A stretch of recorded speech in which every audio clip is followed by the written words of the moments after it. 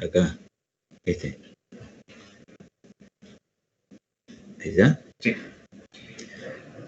¿Ahora lo ven bien?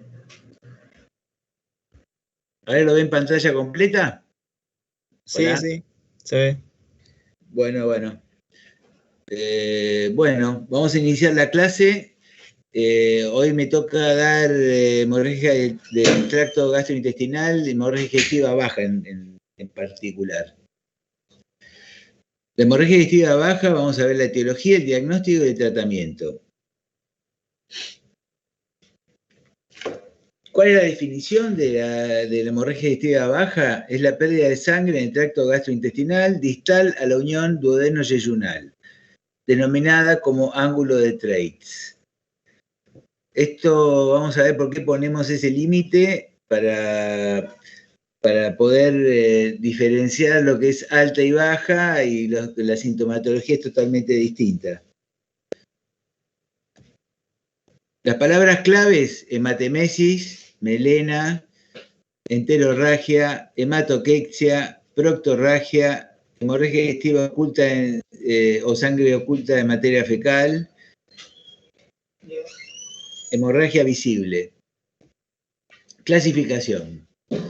Puede ser según el sitio de origen, pueden ser altas o bajas, según la visibilidad de la causa, puede ser visible o oculta la hemorragia, según la cuantía de la hemorragia, puede ser grado 1 leve, 2 moderada, 3 grave, 4 masiva.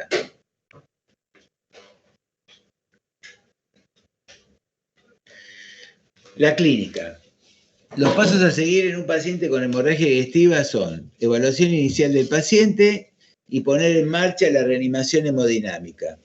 Establecer el origen del sangrado, detener la hemorragia activa si es posible, tratar de el trastorno causal de la hemorragia y prevenir la recurrencia de la hemorragia.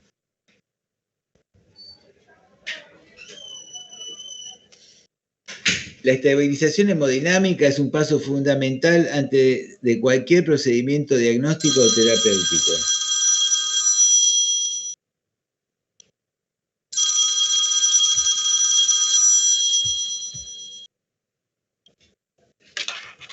A ver, un segundito, por favor.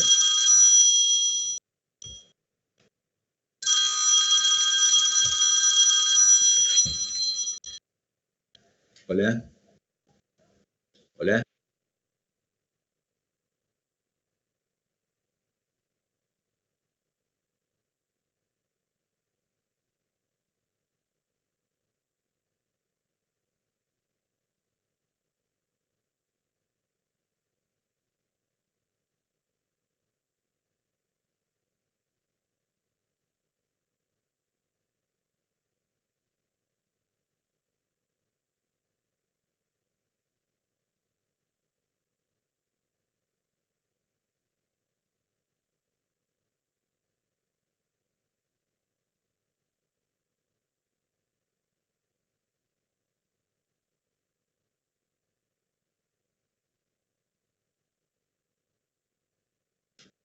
¿Me escuchan? Hola. Hola, ¿me escuchás? Sí, profe. Bueno, Sí, profe, se escucha. Perdonen que una interrupción. Ahora vuelvo a la clase.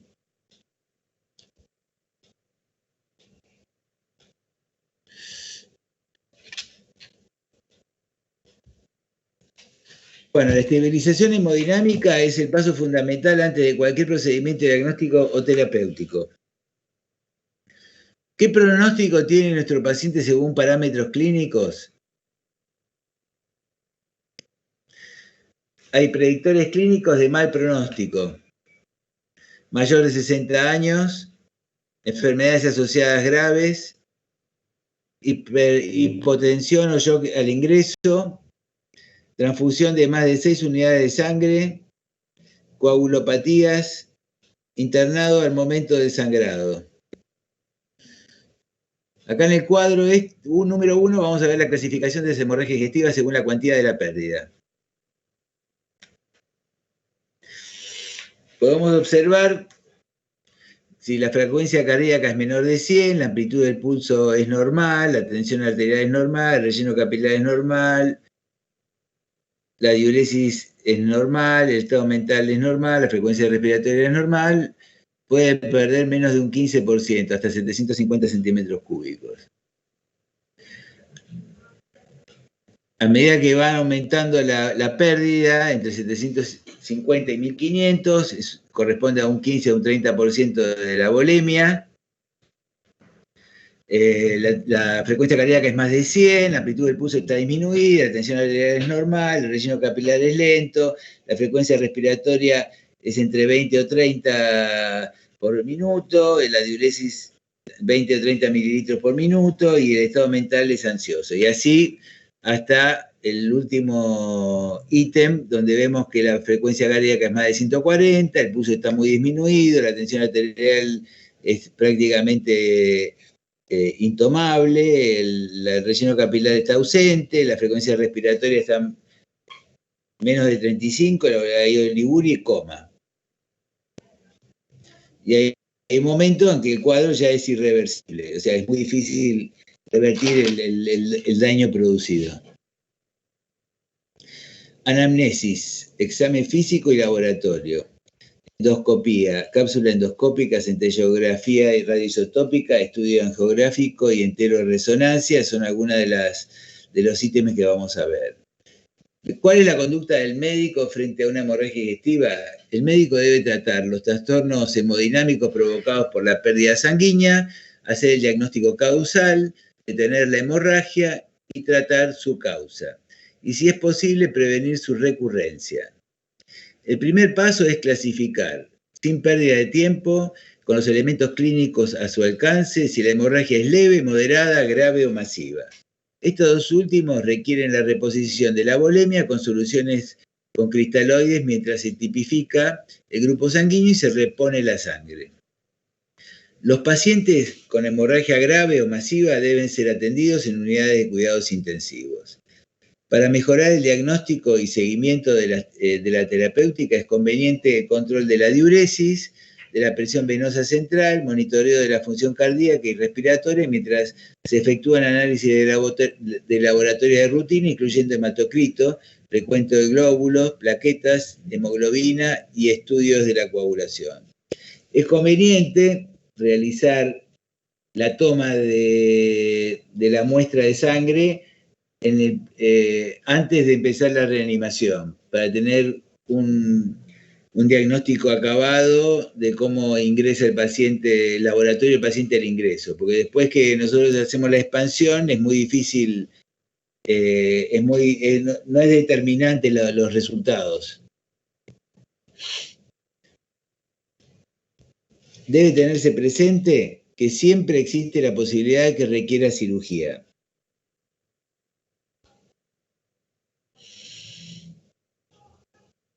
La hemorragia digestiva baja tiene una prevalencia de 20 a 30 casos cada 100.000 habitantes al año. El 80% del sangrado se autolimita. El 20% hay resangrado o es persistente el sangrado. ¿Cuáles son las causas más frecuentes de hemorragia digestiva baja? La más frecuente es la patología hemorroidal. Y generalmente es leve. En los niños vamos a enumerar una serie de patologías que producen hemorragia, como la invaginación intestinal, el divertículo de Meckel, las enfermedades inflamatorias, las colitis, los pólipos juveniles, duplicación intestinal, malformaciones vasculares. En adolescentes, el divertículo de Meckel, pólipos colorectales, enfermedades inflamatorias como la colitis ulcerosa o la enfermedad de Crohn, la enterocolitis infecciosa y las malformaciones vasculares.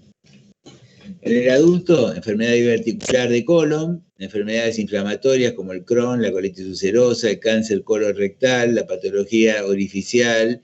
La patología orificial ya habíamos hablado de que tenemos las fisuras, las hemorroides, las fístulas, el cáncer colorectal, la patología orificial, los pólipos de colon y recto y la angiodisplasia, que después vamos a ver. En los ancianos mayores de 65 años o pacientes de la tercera edad, la enfermedad diverticular de colon, isquemia intestinal, angiodisplasia y cáncer colorectal. A cualquier edad, la enterocolitis severa de cualquier origen o las displasias sanguíneas. Acá tenemos un cuadro sinóptico, un algoritmo, donde vamos a ver cómo son los pasos a seguir ante una hemorragia digestiva grave. Primero, evaluación y reanimación. Después vamos a ver la reanimación, cómo se hace.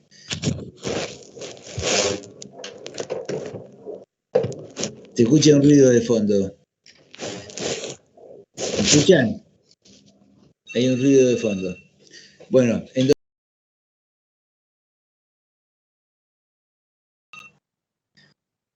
tratamiento endoscópico de embolización, continúa con tratamiento médico o cirugía diferida. Si no es posible, si no es positivo el tratamiento, va a cirugía. Si la endoscopía alta es negativa, colonoscopía. La colonoscopía es diagnóstica y puede ser hacerse tratamiento adecuado. Si es negativa, hay que cuantificar la hemorragia. Si es limitada, un estudio de intestino delgado. Y si no es limitada, tendríamos que hacer una arteriografía o una centellografía. Y así sucesivamente. Si todo es negativo, podría necesitar una laparotomía exploradora.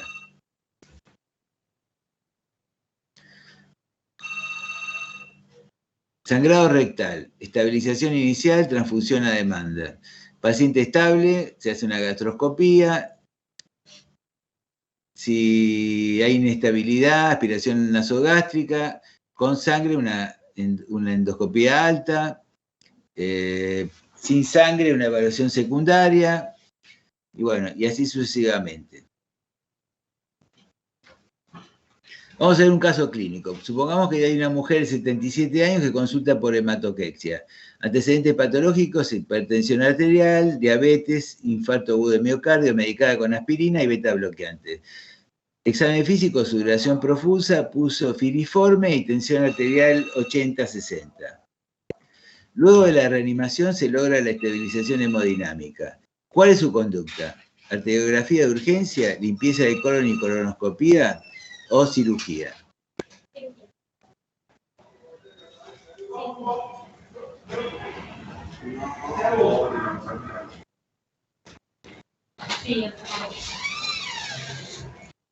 Pensemos.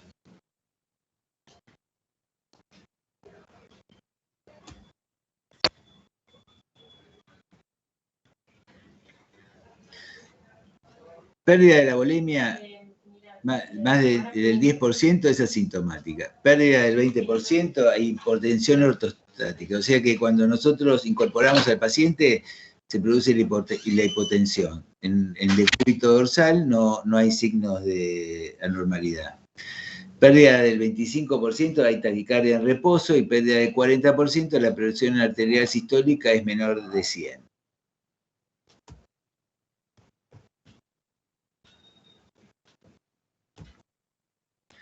¿Qué conducta tomamos?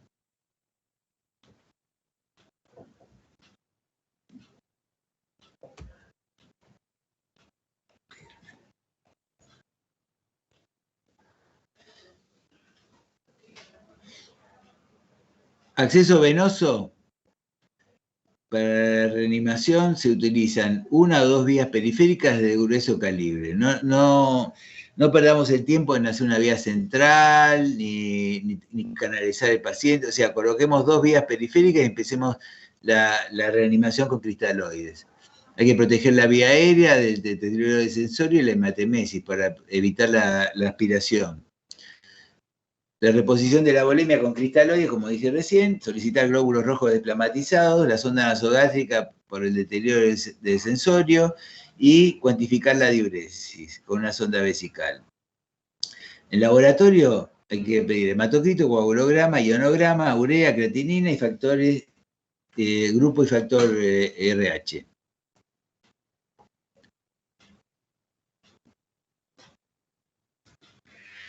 Acá vamos a ver otro cuadro donde vemos que según la localización, en el colon son el 75% de las causas: diverticulosis, colitis isquémica, angiodisplasias, cáncer o pólipo, enfermedad inflamatoria intestinal, colitis por radiación, colitis infecciosa, úlcera de recto, infecciosas y postpolipectomía. O sea, también existe la hemorragia después de un procedimiento endoscópico.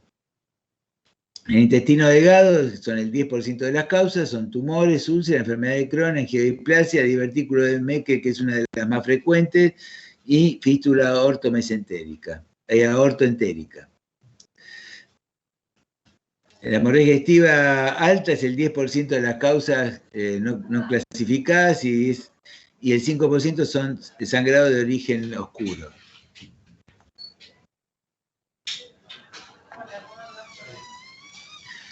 Hemorragia digestiva baja. Etiología según la edad. Mayores de 60 años, las causas más frecuentes son diverticulosis, colitis isquémica, angiodisplasia, cáncer y pólipos. Menores de 40 años, divertículo de Meckel, enfermedad inflamatoria y malformaciones arteriovenosas. La arteriografía. Si en un sangrado masivo o si la videocolonoscopia es negativa y el sangrado es persistente, está indicada la arteriografía. Tiene que ser un sangrado activo.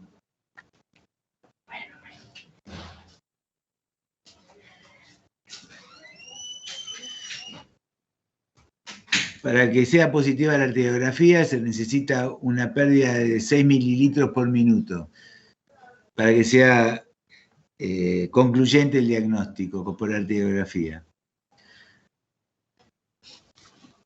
La centellografía con radioisótopos, lóbulos rojos marcados con tecnesio 99, se puede hacer antes de realizar una arteriografía. Y acá se necesita 1 mililitro de pérdida de sangre por minuto.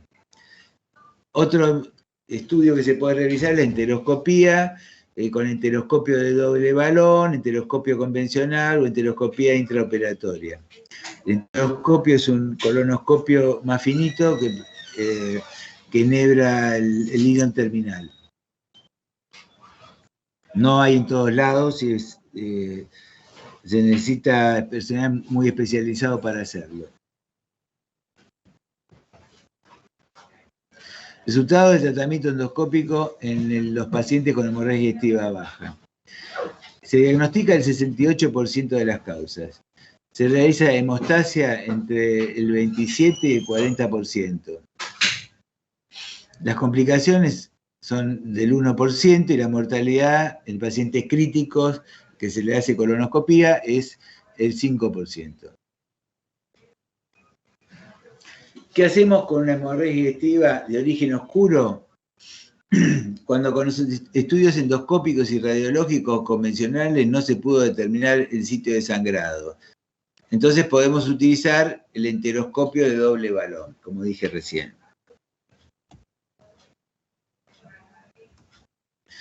Las videocápsulas, ¿qué son? Son cámaras fotográficas. Son cámaras fotográficas que se ingieren, se tragan y producen una filmación de todo el tubo digestivo. Eso se capta en un receptor que tiene el paciente inalámbrico y después se analizan las imágenes a posteriori. En algunos casos, siempre que no haya obstrucción intestinal o algún stop, es muy buena la indicación cuando hay un diagnóstico oscuro. Van a tener que perdonarme un segundo.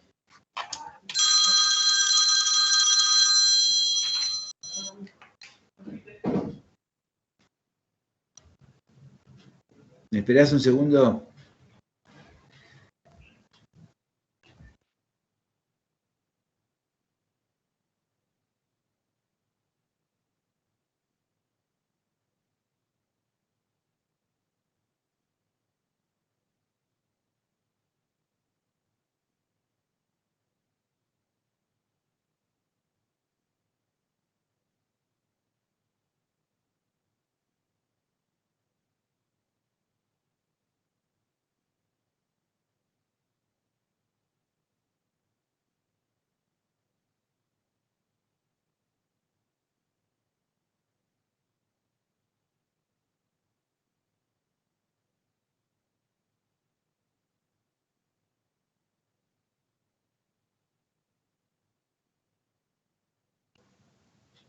¿Me escuchan ahora?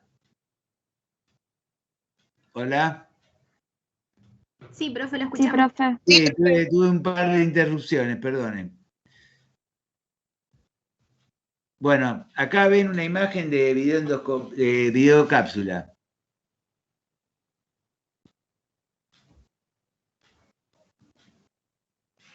Otra imagen. Otra imagen. O sea que va sacando fotos a lo largo del trayecto y después eso va a un receptor donde se analizan las fotos. Bueno, en el anterior vemos un pólipo. Acá vemos un tumor que ocluye la luz. Cuando hay oclusión intestinal o hay signos de oclusión o disminución de la luz del intestino, no está indicado hacer la videocápsula. Acá vemos orificios diverticulares, acá vemos una angiodisplasia, acá vemos un sangrado puntual también, puede ser un orificio diverticular, acá vemos un pólipo.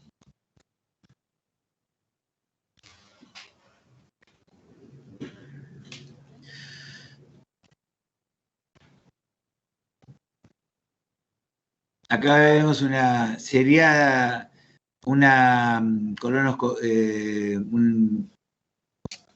colon por enema, donde se ven los divertículos, la gran cantidad de divertículos. Acá vemos una arteriografía, un centellograma, quiero decir. Acá vemos un centellograma. Acá vemos una arteriografía donde se ve, está señalado el lugar de sangrado. Y acá la cirugía de un divertículo de Meckel. En el divertículo de Meckel hay una arteria, bueno, es la persistencia del conducto ónfalo-mesentérico, donde hay una arteria umbilical que nutre el divertículo. Como el divertículo a veces tiene mucosa gástrica heterotópica, que es factor a veces de cáncer también, de cáncer en el divertículo. Esa mucosa gástrica, cuando no es tumoral, se puede ulcerar y a través de esta nutrición por la arteria umbilical produce una hemorragia importante, que es oculta porque no la podemos diagnosticar.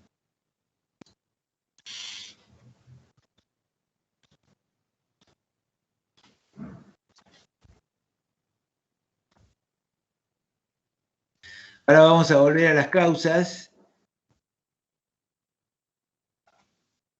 Acá veíamos en este cuadro que según la edad,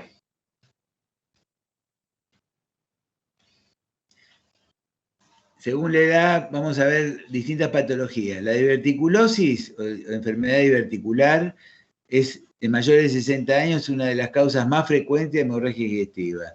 En este caso, las hemorragias pueden ser reiterativas, son autolimitantes. Generalmente en la anamnesis vamos a encontrar que el paciente ya sabía que tenía enfermedad diverticular. Le tenemos que preguntar a estos pacientes si tuvieron una videocolonoscopía en los últimos 5 años. Si tuvieron una videocolonoscopía en los últimos 5 años, vamos a saber qué descartaron o bueno, de acuerdo al estudio que se le hizo, si esa videocolonoscopía era normal, tenía divertículos, le sacaron pólipos o tenía un cáncer previo. Eso nos va a servir mucho para hacer el diagnóstico. Después están en los pacientes mayores, la colitis isquémica, que también es causa de hemorragia, aunque es leve, no son masivas. Las angiodisplasias, que son deterioro de la mucosa, la atrofia de la mucosa y la alteración de la circulación, produce que se fraccionen, como en la piel vemos en los ancianos, los vasos que se vuelven más frágiles. Bueno, lo mismo pasa en la mucosa, se produce disminución del espesor de la mucosa colónica y se observan translúcidamente se observan los vasitos muy, muy friables. Esas venitas se pueden romper por alguna fracción y producen hemorragia. Es muy difícil el diagnóstico. Antiguamente se terminaban en hemicolectomía para parar la hemorragia porque eran muy reiterativas, uno no podía compensar nunca al paciente. Con respecto al cáncer y los pólipos, es fácil el tratamiento con la resección del pedazo, de la sección del intestino afectada o la extracción del pólipo, se realiza la curación del paciente. En menores de 40 años, bueno, ya hablamos del divertículo de Meckel, la causa. Las enfermedades inflamatorias es una causa muy frecuente, sobre todo el Crohn, la colitis ulcerosa y las indeterminadas. Cada vez es más frecuente encontrar pacientes con enfermedades inflamatorias y ahí nos vamos a dar cuenta que tienen antecedentes de deposiciones frecuentes, de diarrea frecuente, de hasta 10 por día, pérdida de mucus pus en las deposiciones y a veces sangre. Con eso nos va a hacer dirigir el diagnóstico hacia estas enfermedades inflamatorias. Las enfermedades inflamatorias también pueden estar asociadas con patologías dermatológicas o colagenopatías o enfermedades reumáticas. Eso también en la anamnesis nos va a servir para hacer el diagnóstico. Y después están las malformaciones arteriovenosas, que es un capítulo aparte. Los tumores de otros órganos o un tumor, por ejemplo, nosotros podemos tener una hemorragia masiva por la horadación de un tumor a un vaso muy importante. Por ejemplo, un tumor de esófago avanzado puede horadar la aorta y producir una hemorragia masiva. Es incontrolable. O sea,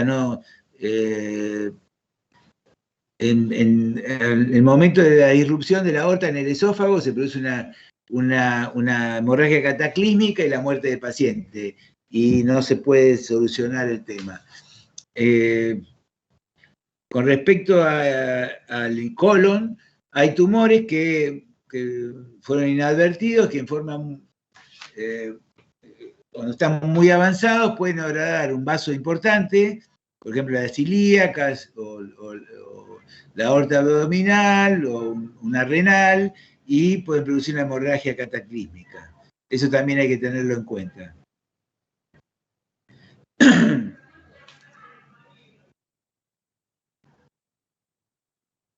Con respecto al sangrado de origen oscuro o la sangre cuando no tenemos diagnóstico, la causa más frecuente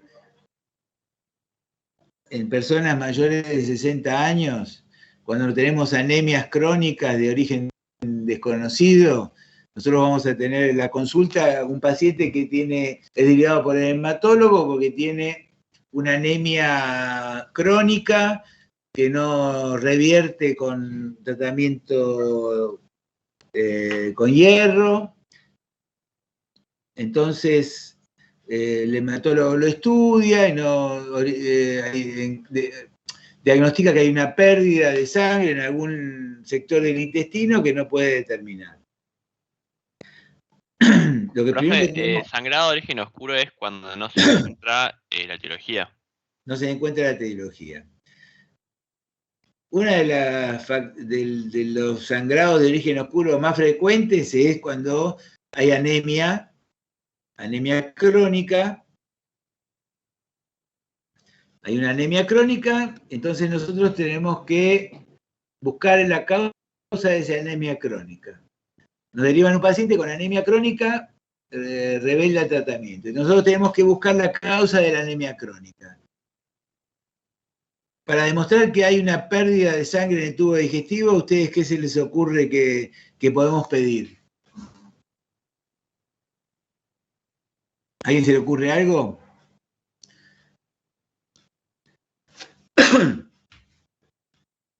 ¿Qué podríamos pedir para ver si hay sangrado oculto, si hay sangre en el tubo digestivo que no es visible? ¿Algún estudio? Bueno, le pedimos sangre oculta en materia fecal. Acá tiñen con guayacol la materia fecal y ven si hay restos hemáticos. Si hay restos hemáticos, nosotros consideramos que hay sangre oculta en materia fecal.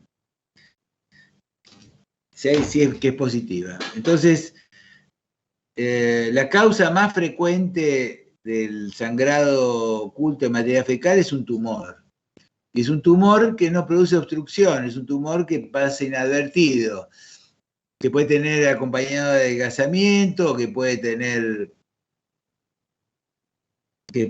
signos de impregnación neoplásica, pero que no fue diagnosticado en tiempo y forma. Y lo más probable, en el 90% de los casos de sangre oculta en materia fecal, es un tumor de colon derecho. ¿Por qué se da esta patología? No se diagnostica en tiempo y forma, porque el tumor de colon derecho no produce obstrucción en general. Lo que más produce es anemia por sangrado leve, crónico. Entonces, como el colon derecho, las paredes son más distensibles que la del colon izquierdo, porque es más fino la pared del colon y se produce más, ante un tumor es más raro que se produzca la obstrucción. Ese tumor, como se va necrosando, las paredes del tumor se van necrosando y se van poniendo friables, producen hemorragias.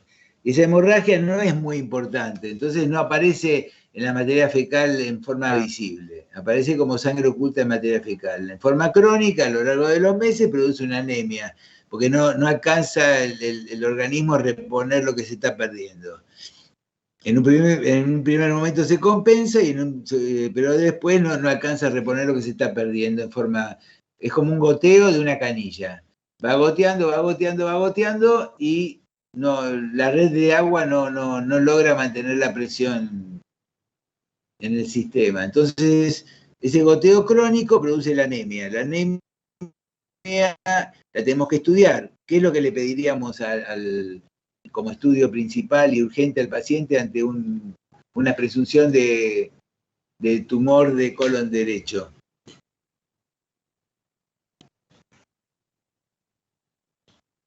Bueno, le pediríamos una colonoscopía.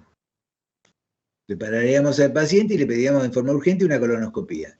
La colonoscopía sirve de diagnóstico y biopsia. Con la biopsia positiva podemos realizar una hemicolectomía derecha y la hemicolectomía derecha sirve de tratamiento. Después de la operación vamos a ver cómo rápidamente el paciente en los próximos 30 días recupera el hematocrito a un nivel normal. Porque se seccionó la causa de la hemorragia. ¿Alguna pregunta? ¿Tenemos alguna pregunta, chicos? No, profe, vamos bien. Sería bueno alguna duda si la quieren consultar ahora. ¿Qué tal? ¿Cómo? ¿Qué tal? A mí me surgió una curiosidad con respecto a la cápsula con cámara. Sí. ¿Esa cámara tiene un ángulo de 360 grados o cómo? No, es para adelante. Tiene luz, es como una píldora grande.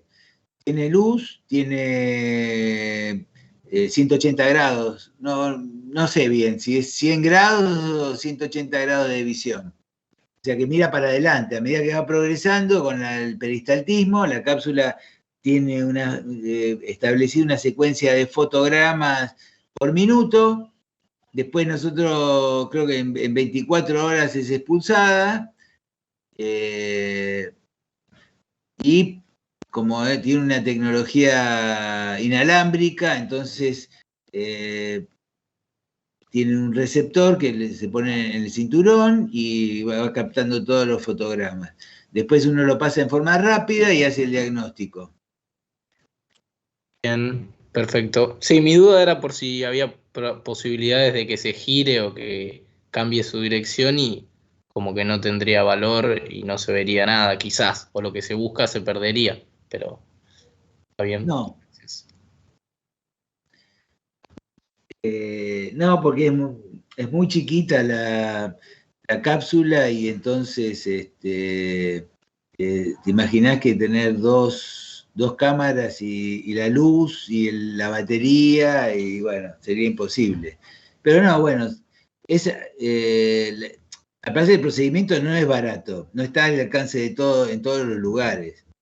Entonces es necesario indicarlo cuando no tenemos otra manera de hacer diagnóstico. Imaginás que si vos el diagnóstico... A ver, esperen un segundito, por favor. Sí, no, ahora no la puedo tener que ir a la clase. Esperen un segundo.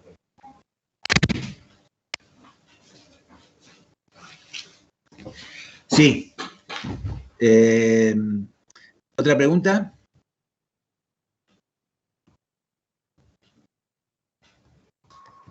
Buen día, profe, ¿me escucha? Sí. Le hago una consulta. ¿Cuáles son los síntomas que a uno lo llevan a pensar en un tumor de colon derecho? Ahí, bueno, recién estaba diciendo de que cuando el diagnóstico de tumor de colon derecho se puede hacer de diferentes maneras. La mejor sería que realizar los protocolos establecidos a nivel mundial sobre la prevención del cáncer de colon. La prevención se realiza de la siguiente manera. Pacientes mayores de 50 años, se hace un screening cada 5 años por colonoscopía. El screening significa que se le hace la colonoscopía y se ve si tiene pólipos, se extraen, se analizan o se puede ser el diagnóstico de un tumor avanzado o no. Bueno, entonces es el diagnóstico de tumor. Si tiene padre o madre con cáncer de colon, el estudio podría ser a los 40 años, o se debería hacer a los 40 años. En la realidad, si vos tenés un hermano o un padre o madre con cáncer de colon, se le puede pedir antes de los 40 años también. Ese sería el diagnóstico habitual. Puede ser que no se haya hecho el estudio y necesitaría, o sea, que aparezca como una masa palpable en flanco derecho o fosa ilíaca derecha. Esa masa palpable puede ser que la diagnostique un clínico cuando está tratando a un paciente habitualmente, entonces nosotros tendríamos que hacer una tomografía computada para ver a qué se debe esa masa. Si la tomografía dice que esa masa corresponde a un órgano hueco del lado derecho, del colon derecho, tendríamos que hacer una colonoscopía. Si no está obstruido el paciente, si se hace la colonoscopía, se toma la biopsia, con el resultado de la biopsia se propone una cirugía que es la hemicolectomía derecha. Otra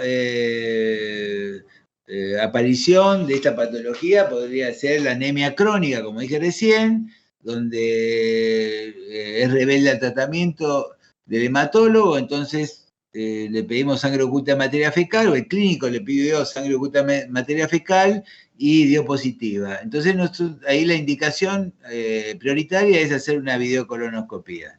La videocolonoscopía nos va a dar un diagnóstico de tumor. ¿Alguna otra pregunta?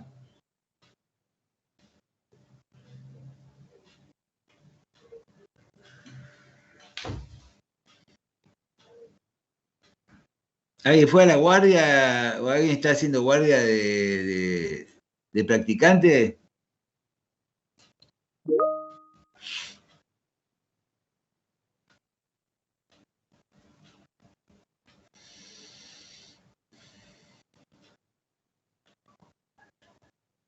Bueno, si alguno está haciendo guardia de practicante o concurre a alguna guardia, van a ver que es muy frecuente los pacientes con hemorragia digestiva. Entonces, bueno, para no desesperar y ubicarnos, primero tenemos que hacer diagnóstico si la hemorragia es leve, moderada o grave, o es sangre oculta en materia fecal. Entonces, una vez que hacemos el diagnóstico de la cuantía de la hemorragia, van a ver que se produce la reposición de la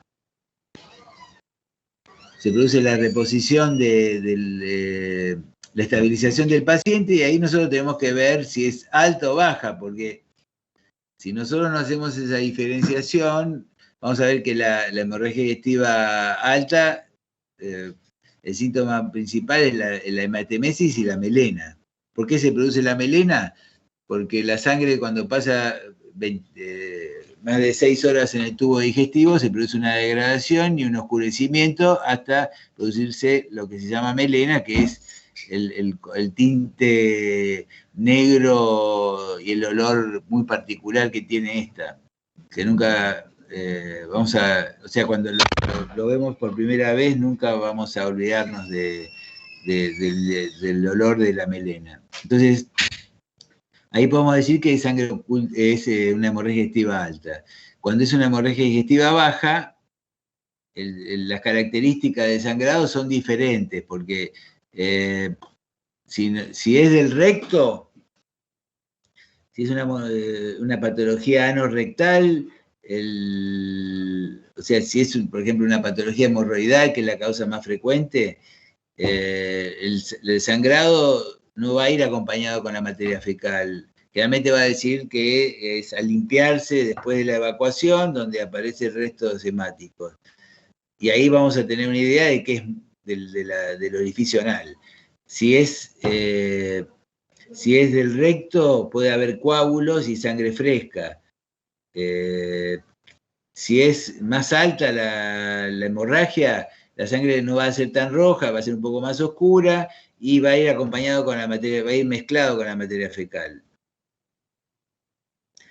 Y a medida que vamos avanzando en el tubo digestivo, la sangre que se pierde va a ser más oscura y va a ir más mezclada con la materia fecal. Cuando el tránsito está muy acelerado, una hemorragia digestiva alta en un porcentaje mínimo, pero puede darse porque la sangre produce irritación del tubo digestivo y aumenta aumenta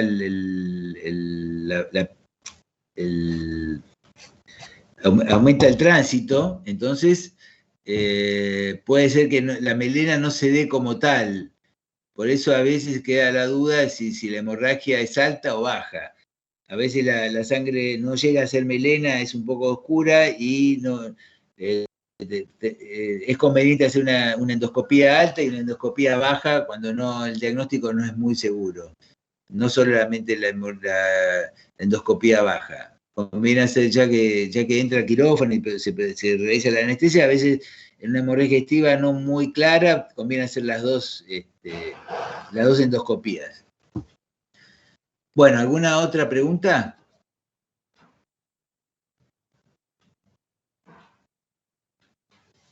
Bueno, damos por terminada la clase. Gracias. Profe, disculpe, Chao, profe, gracias. ¿Cómo? le hago una pregunta. El PowerPoint que dio la clase pasada de... Después lo voy a subir los dos. Ah, buenísimo. Bueno, hasta luego. Chao, profe.